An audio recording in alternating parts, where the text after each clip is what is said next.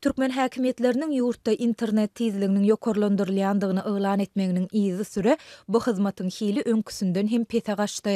Mary welaýatynyň ýaşaýjylary internet tizliginiň pesligi zerarly web-saytlary açyp bolmaýandygyny, messengerler arkaly iwerilen hatlaryň öz wagtynda gitmeýändigini aýdýarlar. Türkmenistanda mart aýynyň birinden başlap internet tizligi ýokarlandyryldy diýip adamlar begendiler. Ýöne bu begenslik uzağa çekmedi. İnternet tizligi güýçlendi diýilse-de, onuň tizligi gaty haýal, hatda öňküsünden hem haýal. Saatlaryň hiç biri açylmaýar. Imo Messenger'ı öňküsünden hem haýal işleýär. Olarda diňe hat alşyp bolýar. Surat ýa-da video iwermek, şeýle-de jaňlaşmak kynlaşdy. Dip Adatlyk radiosynyň Sebitdäki habarçysy 9 martda aýtdy.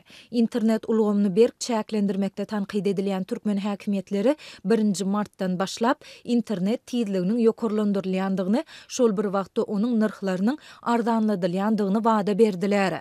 Türkmen Telekom elektrik aragatnaşyk kompaniýasynyň 21 fevralda çap eden bildirişine göre 1 martdan başlap ozal 512 kilobit sekund tizlikli internete berktirilen abonentleriň internet tizligi awtomatik görnüşde 1 megabit sekunda çıkarıldı. Bildirişe laýyklykda 1 megabit sekund internet narhnamasynyň aýlyk bahasy 150 manat, tizligi sekundda 2 megabit bolan internet narhnamasynyň bahasy 180 manat boldy. Mundan ozal bu narhnamalaryň möçeri degişlikde 170 we 200 manada deňdi. Maglumata görä internet narhnamalarynyň bahalary 20 manat möçerinde arzanlady. Şu aýyň başyna çenli ilata hödürlenýän internetin iň ýokary tizligi 2 megabit sekunda deň bolan ýurtda ulanjylary 4 megabit we 6 megabit bolan internet narhnamalary hem hödürlenip başlandy we olaryň bahalary degişlikde 230 we 280 manat diýilip kesitlendi. Habarçymyzyň maglumatyna görä bu bildirişiň izi süre Türkmenistanlaryň köpüsi